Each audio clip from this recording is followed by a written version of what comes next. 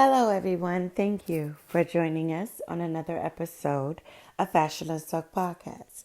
I am your host, Sharonda, and today we will be talking about who is the new editor-in-chief of Vogue magazine. Well, I don't know if you guys will be shocked that it is a Nepo baby situation. Yes, they gave it to someone who was related to a celebrity who they can basically control. Now, not gonna lie, the young lady, Chloe Mal, has been working for Vogue for 14 years now.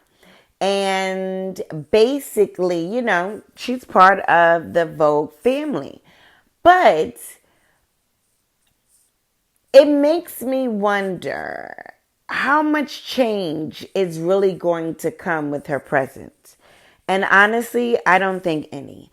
When people replace someone in their position, it don't be because they are a better candidate. It do not be because, they really want change. Sometimes it be because there needs to be change, but they don't really want change. So they bring in someone else who looks different, but will be controlled by the same person. So let me break this down to you. This young lady who is a Nepo baby, who's been working for Vogue for 14 years, but her mom is, I forgot her name, but she is an actress. She actually played Anna Wintour like in Sex and the City with Carrie for an episode. Murphy's Law. She had a show like in the 80s or early 90s or something. You may not remember her, but I do. I'm that old. Don't tell nobody. But yeah, her, Anna, our friends, her daughter, she got her daughter the job. Her daughter been working there for 14 years, being controlled. So she already know her position. She already knows the memo that this is how it's going to work. We're giving you this title, but not the duties and the full role. So you can continue to do what you want or been doing. It's just, I need your face and body, and I need to control you. So this is not like an exciting news for anybody because everyone knows, baby girl Chloe, you are still under the thumbs of Anna Wintour. And I want to ask you guys, do you think that that is like goal? Honestly, after you've been working for someone for 14 years and you think you have the experience and knowledge, damn sure have the training from what you would consider in your industry the best of the best. And then when the opportunity occurs for them looking for someone to replace them, let's be real. If the person is not leaving the building and really enjoying life, the rest of their life with their family and loved ones, and they're still in the building, did you really grow? Did you really get the position? Or are you just a glorified assistant? And that's where you still see the gatekeeping still exists. It still exists because Anna is not letting up on that position and that title and that lifestyle. She's just not. And it goes to show you all these years, 40 fucking years. I'm sorry, I digress. You've been in that position for 40 years. You would think that you prepared yourself for this day to move on, let go. And no. Anna's like holding on to the wheels fall off. And it just gets to a point you really ask, why? Like, why? Is this something with your personality, your ego, your insecurities? Do you feel you have no value outside of being Vogue editor-in-chief forever? Like, when you leave this earth, God forbid, but we all are, are you going to still be trying to run Vogue from heaven? Like, unless if you get there. But I'm just saying, like, when is it going to get a point where you are like, I just want to enjoy my life, whatever that may be outside of Vogue?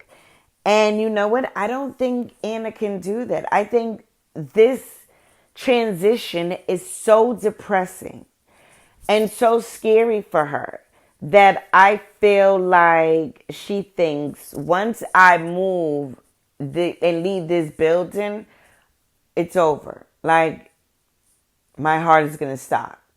And that's honestly how I feel. You know how they say, once you stop working, your body starts to feel that and just stop.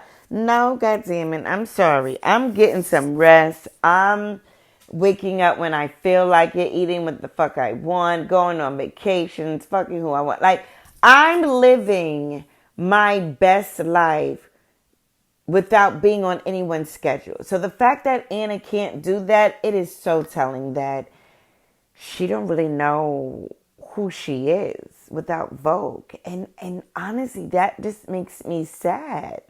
That makes me sad. Like, you can't let go. So, Chloe, I think you know what you got yourself into because you've been at Vogue for 14 years and like, I still literally work for Anna.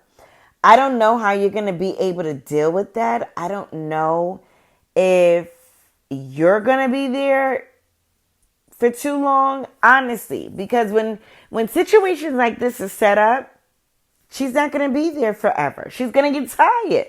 She'll be like, yo, I was here for 14 years under your thumb.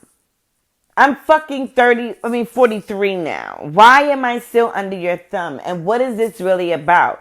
And when is it going to get to a point that I have my own thumb up and then laying it down on somebody's neck? I don't know, but that's what's going on in Vogue fashion industry world.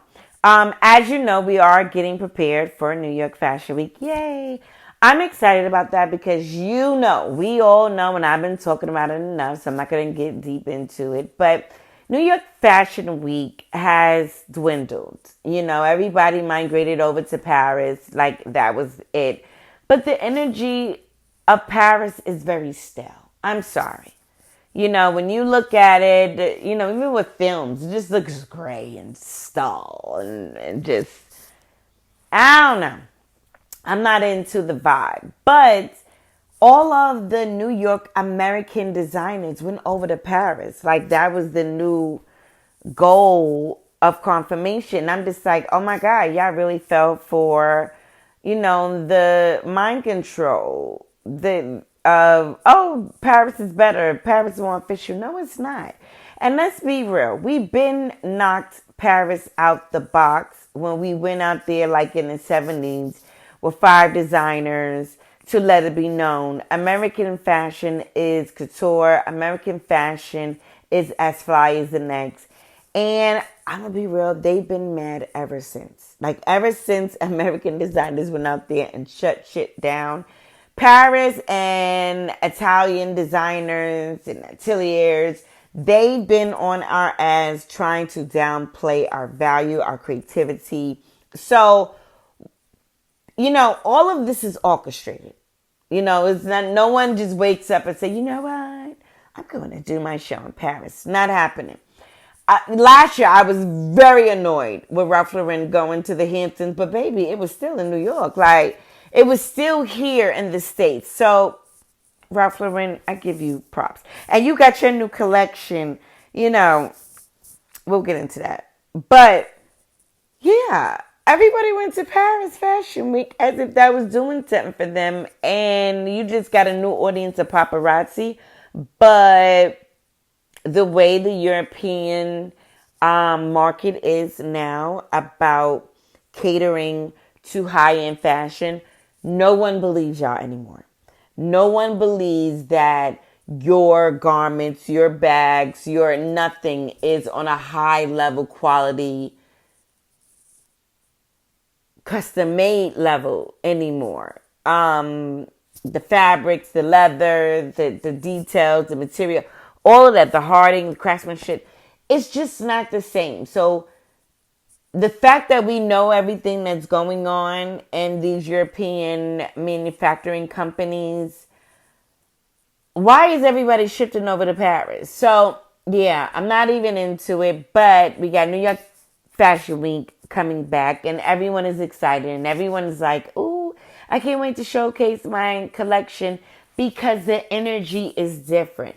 When we do New York Fashion Week, it is a vibe. Even boutiques and stores and restaurants and hotels, rather, they are part of the show and not they are catering to that market. They are in celebration mode with everybody. So New York is such a fabulous vibe for Fashion Week. And we're about to shut it off again. So stay tuned because Fashion Let's Talk will be in the building for some amazing designers. We will be supporting some amazing American designers by bringing some brands who want to help collaborate and get in their products activated at these amazing fashion shows for New York Fashion Week. So I'm excited because we have a few shows that we are providing some amazing brand activations, collaborations for. So I'm excited. Stay tuned. It is the third today, second or third, one of them. But we're getting close. Fashion Week starts on September 11th through the 15th. So I'm excited. I'm getting ready.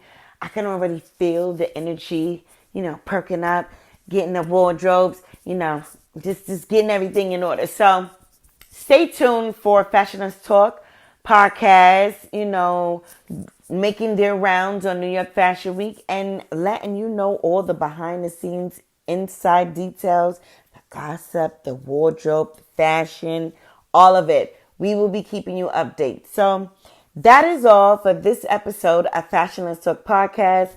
I am your host, Sharonda, and I thank you for joining us on updates on all things fashion in the fashion industry. And stay tuned for next week Fashion Week. Thank you. And you can find us on YouTube. You can find us on Spotify. You can find us on all platforms that distributes podcasts. Thank you guys. Love you.